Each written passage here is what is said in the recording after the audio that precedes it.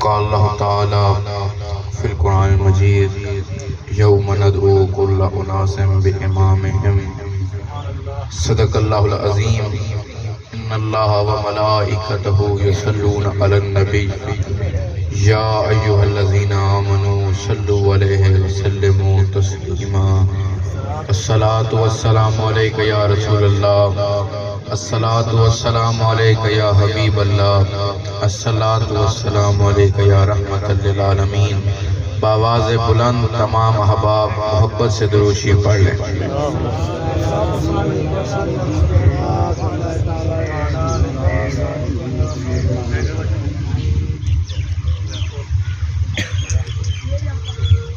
دنیا کا ہوں طالب نہ بہشت ادنی کا،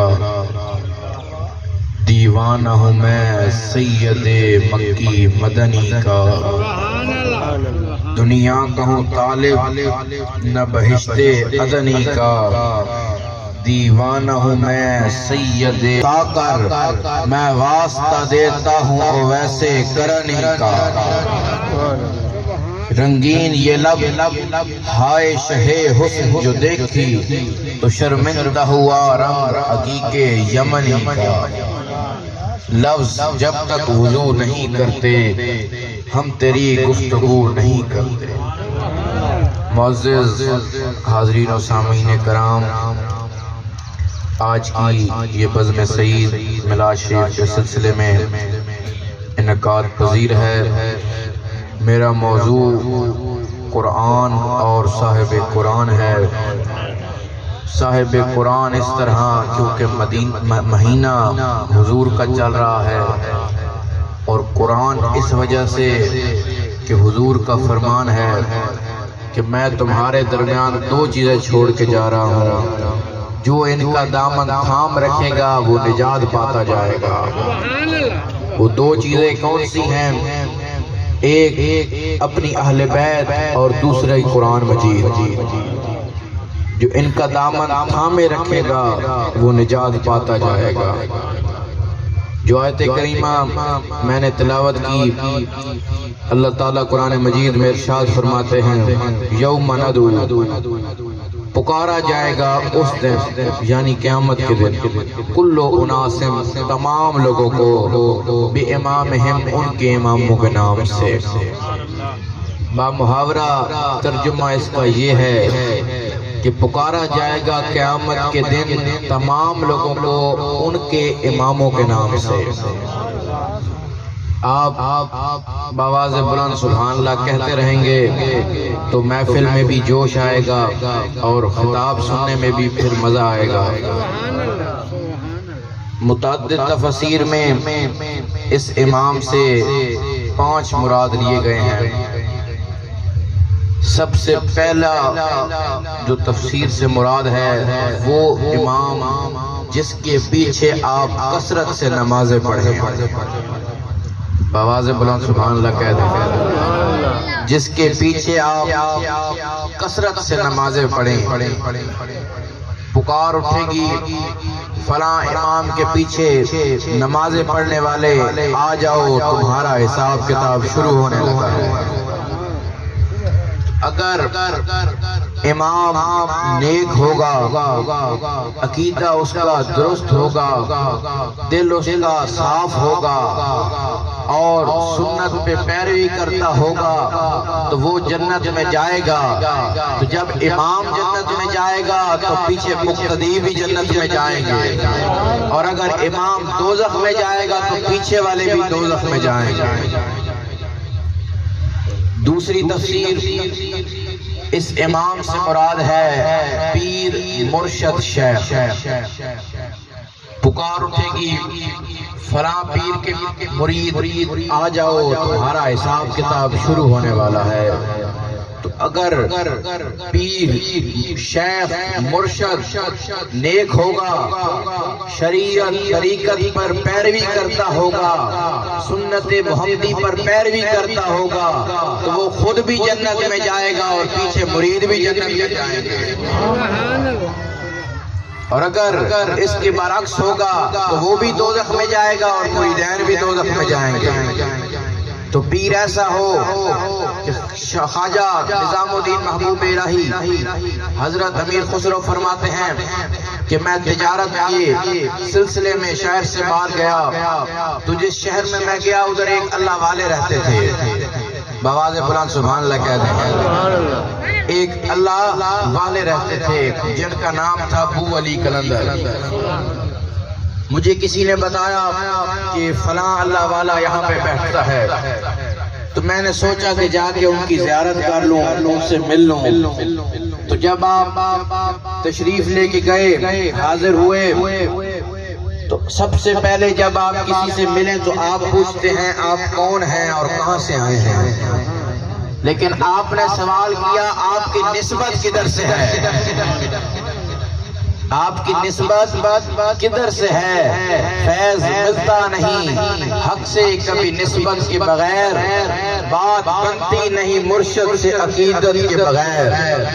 اے میرے رنگریز میں صدقے جاؤں تجھ پر، رنگ کوئی نہ چڑھا ایک تیری رنگت کے بغیر، اور رنگتیں اتنی چڑھی رنگ تمہارا لے کر، کیا سے کیا ہو گئے ہم نام تمہارا لے کر۔ سبحان اللہ سبحان اللہ، بآواز بلند سبحان اللہ کہہ دیں۔ آپ نے پوچھا کہاں سے نسبت رکھتے ہو؟ عرض کی حضور خواجہ نظام الدین محبوب الہی کا مرید ہوں۔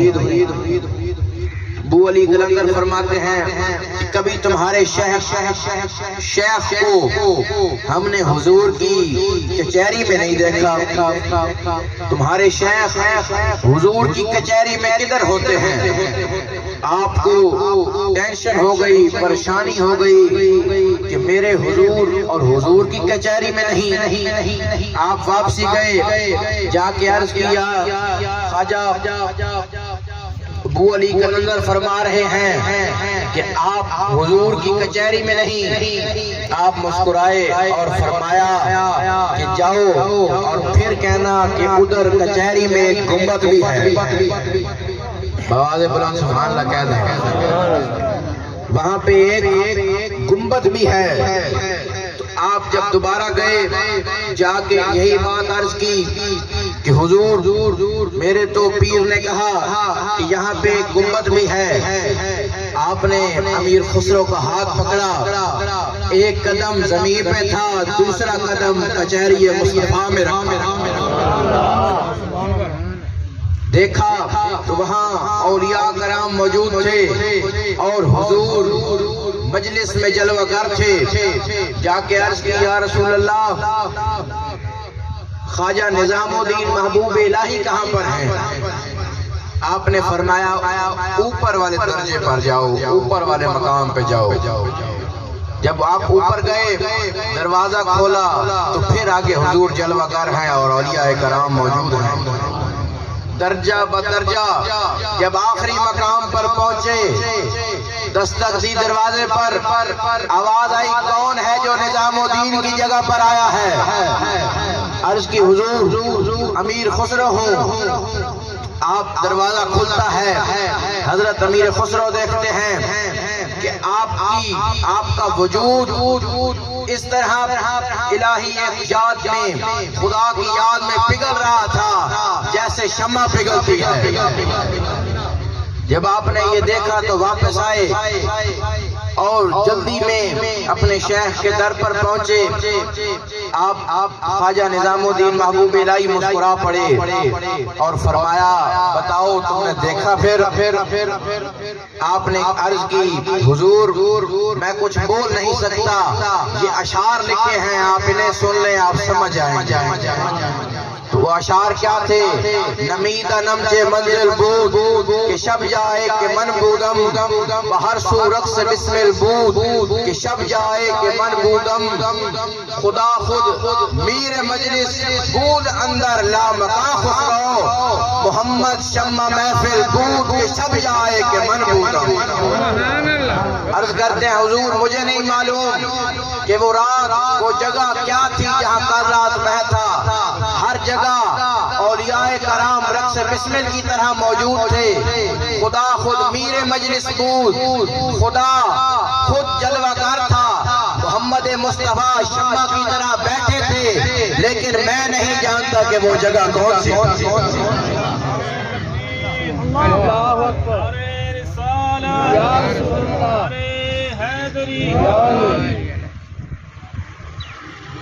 تو دوسری تفسیر سے مراد ہے شیخ، مرشد یا پیر۔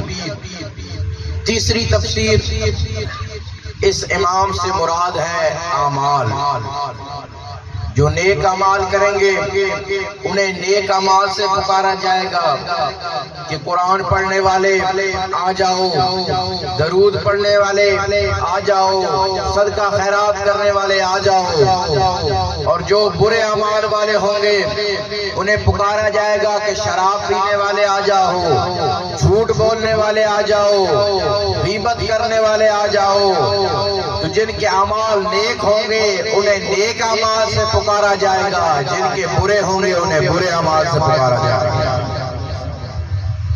چوتھی تفسیر اس امام سے مفسرین کرام نے لکھا ہے کہ اس امام سے مراد تمام اماموں کا امام ذات مصطفیٰ ہے، یعنی پکار اٹھے گی موسیٰ علیہ السلام کی امتیوں آ جاؤ، عیسیٰ علیہ السلام کی امتیوں آ جاؤ، اور ہم گنہگاروں کی باری آئے گی تو پکار آئے گی کہ رسول اللہ کے امتیوں آ جاؤ۔ بن جائے گی محشر میں نصیر اب تیری بگڑی، بن جائے گی محشر میں نصیر اب تیری بگڑی، سرکار شفاعت کے لیے آئے ہوئے۔ تو حضور بھی نور ہے اور قرآن بھی نور ہے، قرآن بھی نور، صاحب قرآن بھی نور، قرآن بھی عظیم، صاحب قرآن بھی عظیم، قرآن بھی کریم، صاحب قرآن بھی کریم، قرآن بھی شفاعت فرمائے گا اور صاحب قرآن بھی شفاعت فرمائے گا۔ بآواز بلند سبحان اللہ کہہ دیں۔ ایک ملک میں، ملک یمن میں ایک عامر نامی شخص رہتا تھا، وہ بت خانے میں تھا۔ جب رات ہوئی اور حضور کی ولادت ہوئی تو اللہ تعالیٰ نے اس کے سامنے سے وہ پردے ہٹائے، وہ دیکھتا ہے کہ آسمان کے دروازے کھل گئے ہیں اور فرشتے اتر رہے ہیں۔ آواز آتی ہے اس کے بت سے کہ سنو وہ نبی آ گیا ہے کہ جس کا مدتوں سے انتظار تھا، جو بولے گا تو پتھر اور پہاڑ بھی کلمے پڑیں گے، جو اشارہ کرے گا تو چاند بھی ٹوٹ جائے گا۔ بوقت ولادت یہ رضوان بولا، ارے حور و غلمہ مبارک ہو تم کو، وہ آیا ہے جس کا خدا منتظر تھا، علم لے لہا ہو حضور آ گئے۔ نعرہ تکبیر، نعرہ رسالت، نعرہ خلافت، نعرہ حیدری۔ اس نے کہا اپنی زوجہ کو کہ تم نے کیا یہ آواز سنی؟ اس نے کہا ہاں سنی۔ دونوں پکار اٹھے کہ بتائیں اس کا نام کیا ہے، یہ کہاں سے ہے؟ آواز آئی پھر کہ جاؤ مکہ میں، اس کا نام ہے محمد مصطفیٰ احمد مجتبیٰ۔ اس نے سفر کی تیاری کی اور مکہ شریف پہنچ گیا۔ ہر دروازے پر جائے اور پوچھے کہ کہاں ہے وہ نبی، کہاں ہے وہ نبی۔ تو جب حضرت آمنہ رضی اللہ تعالی عنہا کے دروازے پر پہنچا تو لوگوں نے بتایا ہے یہیں پر ہے وہ نبی۔ دستک دی، آپ بار تشریف لائی، عرض کی کہ مجھے اپنے لال سے تو ملوا دیں، میں نے ان کی زیارت کرنی ہے۔ تو جب اس نے زیارت کی تو آپ کے قدموں پہ ہی جاں بحق ہو گیا۔ تو پہلی قربانی حضور کے لیے اس نے دی۔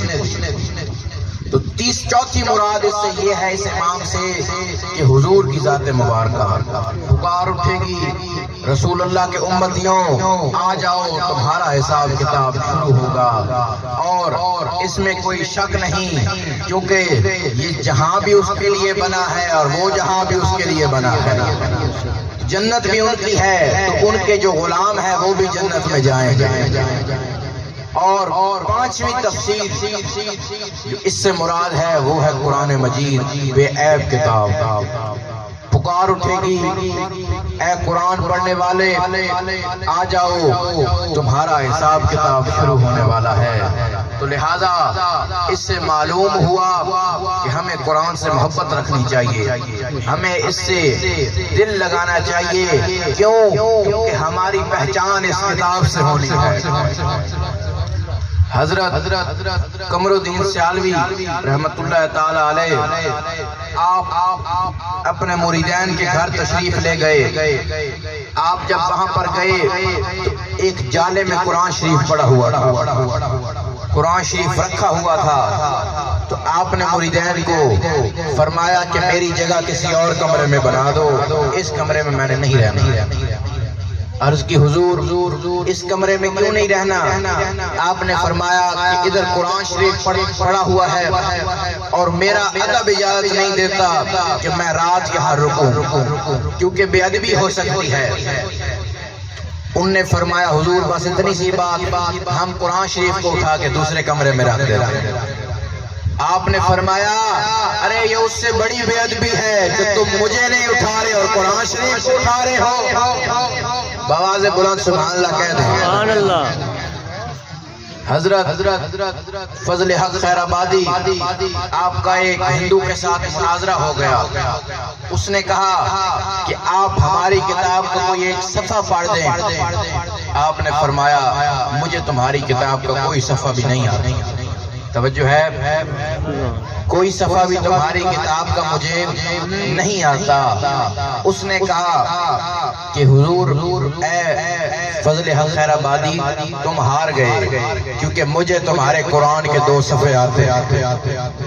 توجہ ہے، مجھے تمہارے قرآن مجید کے 2 صفحے آتے ہیں۔ آپ نے مسکرا کر فرمایا اصل ہماری جیت تو یہ ہے کہ تمہاری کتاب اتنی فضول ہے، اتنی گندی ہے کہ تمہیں بھی نہیں یاد۔ ہماری کتاب اتنی پاک ہے کہ کافروں کے دل میں بھی جگہ بنا لی۔ حضرت مفتی احمد یار خان نعیمی رحمت اللہ تعالی علیہ آپ نے جب تفسیر نعیمی لکھنی تھی تو آپ نے ارادہ کیا کہ کیوں نہ عمرے پر جاؤں اور حضور سے اجازت لے کے یہ تفسیر لکھوں۔ آپ عمرے پر تشریف لے گئے، عمرہ کر کے مدینہ شریف روانہ ہوئے۔ تو جب وہاں پہنچے تو پھر خیال آیا کہ اجازت تو میں لے لوں گا، کیوں نہ یہ پاک کلام ہے، قرآن مجید کی تفسیر ہے، میں قلم سیاہی اور اوراق بھی مدینہ شریف سے لے جاؤں۔ خریدنے کے لیے مدینہ شریف کے بازار میں پہنچے۔